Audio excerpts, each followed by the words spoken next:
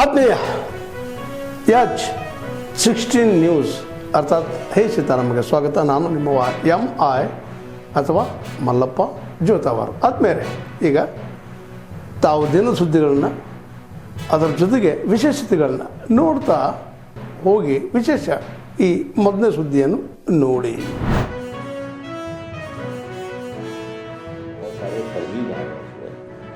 बहुत दूर जाने की आवश्यकता नहीं है. यूपीए सरकार के दौरान जब यूपीए 2 शुरू हुआ था तो भारतीय जनता पार्टी में एक जब हमारे राष्ट्रीय अध्यक्ष नितिन गडकरी जी हुआ करते थे, उन्होंने एक अलग समिति बनाई थी, एंटी करप्शन सेल. उसमें हम कुछ एक सदस्यों को उन्होंने मनोनीत किया था. उसमें मैं भी था. उस समिति की अध्यक्षता करते थे हमारे कीर्ति समैया साहब, जो पुणे के सांसद थे. उनकी सरकार के जो घोटाले थे उसको भी लेकर के पुस्तिका बनाई थी. और इसी तरह से जब मनरेगा का अध्ययन किया तो बहुत रोचक बातें सामने आई कि कई जगह पर वहाँ के जो स्थानीय विधायक थे उनके PSO और निजी स्टाफ के फर्जी नाम. तो हमने एक जगह एक विधायक से कहा भी कि साहब थोड़ा सा अपनी कल्पना प्रक्रिया को थोड़ा सा और ज़्यादा तीव्र करिए, इमेजिनेशन को, तो नाम तो सोच के भरिए. तो कहते साहब 4 नाम और बनने का ये भाई इसका पूछ लो क्या. तो इतना बेदर्दी से, बेरहमी से और लापरवाही से सरकार के पैसे का, भारत सरकार के पैसे का इस्तेमाल हो रहा था. अब क्योंकि हम इसको डिजिटल मीन्स के साथ जोड़ेंगे तो उस पर भी चर्चा ले सकेंगे.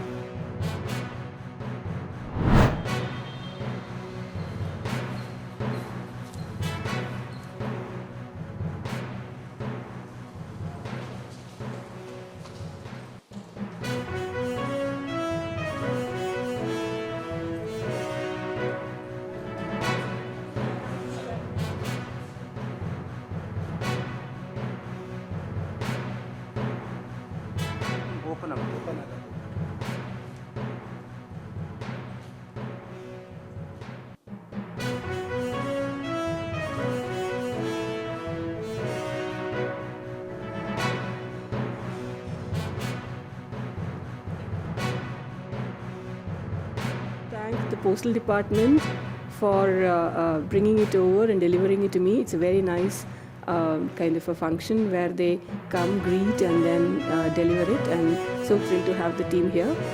I, as a scientist, have received the Vigyan Shri Award under the Rashtriya Vigyan Puraskar, and I received the award from the Honorable President of India in August 2024. So this will be my second visit to the Rashtrapati Bhavan for this particular reception, and I am honored to have received this particular invitation, as well as the institute is also honored because of this recognition.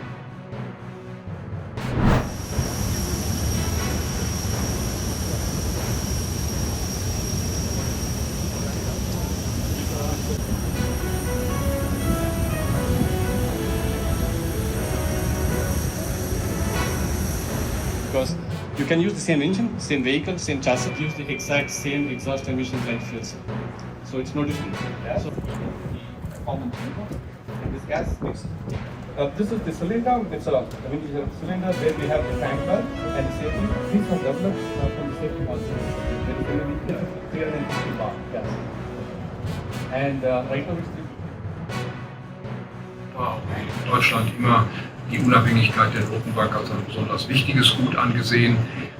Ich hoffe, dass es dabei bleibt, dass Notenbanken weltweit auch unabhängig die Zinspolitik festlegen und die Wechselkurse damit auch mich besorgen im Augenblick die Nachrichten über eine immer höhere Gewaltbereitschaft der Polizei, der sogenannten Revolutionsgarden in Iran gegen die eigene Bevölkerung. Ich will die Gelegenheit nutzen, noch einmal das Mullah-Regime aufzufordern, diese Gewalt sofort einzustellen. Wenn sich ein Regime nur noch mit Gewalt an der Macht halten kann, dann ist es faktisch am Ende. Ich gehe davon aus, dass wir jetzt hier auch gerade die letzten Tage und Wochen dieses Regimes sehen. ಈ ಮಾಹಿತಿ ಕಾರ್ಯಗಳನ್ನು ಅನಾವರಣಗೊಳಿಸುವರೆ ನಮ್ಮೊಂದಿಗೆ ಉದ್ಘಾಟಿಸಿಕೊಂಡಿದ್ದಾರೆ. ನೀವೆಲ್ಲ ಆಗಮಿಸಿದ್ದೀರಿ. ನಿಮಗೆ ಮತ್ತೊಮ್ಮೆ ಸ್ವಾಗತವನ್ನು ಸಲ್ಲಿಸಿದ ಅಧ್ಯಕ್ಷರಾಗಿರುವಂತಹ ಶ್ರೀಮತಿ ರಾಗಿಣಿ ಅವರಿದ್ದಾರೆ. ಅಧಿಕಾರಿಗಳು ಮತ್ತು ನಮಗೆಲ್ಲರೂ ಆತ್ಮೀಯರು ಮತ್ತು ಹಾಗಾಗಿ ಅವರನ್ನು ಇವತ್ತು ಬರಬೇಕೆಂದಾಗ ಬಂದಿರುವ ನಿಮ್ಮನ್ನ ಎತ್ತರಕ್ಕೆ ಏರಿಸಲಿ ಎನ್ನುವ ಹರಕೆ ಹಾರೈಕೆಯನ್ನು ಸಲ್ಲಿಸ್ತಾ ನಿಮಗೆ ವಿಶೇಷವಾದ ಮಾಡೋದು ಬಿಡೋದೆಲ್ಲ ಮತ್ತೆ ಸಾರ್ಥಕ ಆಗುತ್ತೆ. ಒಟ್ಟಾರೆ ನೀವೆಲ್ಲ ತುಂಬ ತಿಳುವಳಿಕೆ ಇದ್ದವರು ಬಂದಿದ್ದೀರಿ. ನಿಮ್ಮ ಯೋಚನೆ ಮೂಲಕ ಮುಂದಿನ ತೆಂಗಿನ ಬೆಳೆ ಹೇಗಿರಬೇಕು ಎಂತಿರಬೇಕು ಅನ್ನೋದ್ರ ಬಗ್ಗೆ ಚರ್ಚೆ ಮಾಡಲಿಕ್ಕೆ ಇದೊಂದು ವೇದಿಕೆ. ಆ ಕಾರಣಕ್ಕೆ ನಾನು ಶೋಭಾ ನಾಗರಾಜ್ರವರು ಮತ್ತು ನಮ್ಮೆಲ್ಲ ಕೃಷಿಕರ ಎಲ್ಲ ತಂಡದವರು ಒಟ್ಟಾಗಿ ಇವತ್ತು ತೆಂಗಿನ ಗಿಡಕ್ಕೆ ನೀರೆರೆಯುವುದರ ಮೂಲಕ ಈ ಕಾರ್ಯಕ್ರಮಕ್ಕೆ ಉದ್ಘಾಟನೆ ಮಾಡಿದ್ದೇವೆ. ಈ ಉದ್ಘಾಟನಾ ಕಾರ್ಯಕ್ರಮದ ಮೂಲ ಅರ್ಥ ಇರುವುದು ತೆಂಗು ಬೆಳೆಗಾರರಿಗೆ ಹೊಸ ಚಿಂತನೆ ಒಂದು ಬರಬೇಕು, ಹೊಸ ಯೋಚನೆ ಬರಬೇಕು, ಹೊಸ ಕಲ್ಪವೃಕ್ಷಕ್ಕೆ ಹೊಸ ಕಾಯಕಲ್ಪ ಕೊಡಬೇಕು.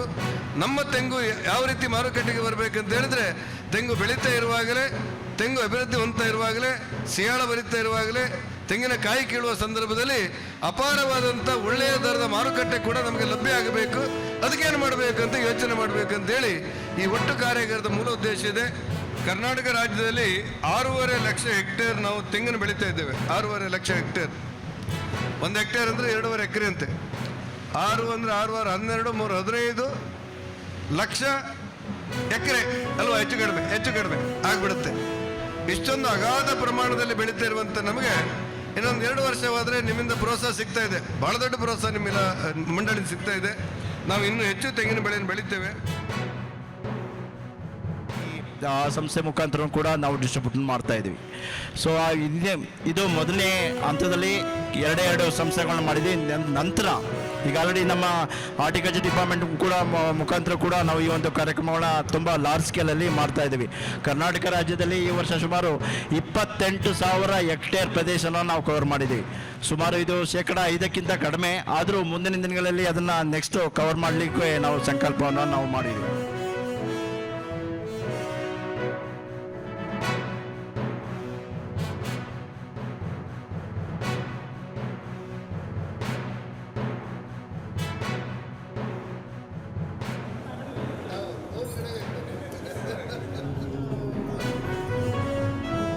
ತಾವೆಲ್ಲ ಇಲ್ಲಿವರೆಗೆ ಸುದ್ದಿಗಳನ್ನು ನೋಡಿದಿರಿ, ಜೊತೆಗೆ ವಿಶೇಷ ಘಟನೆಗಳನ್ನು ಸಹ ನೋಡಿದಿರಿ.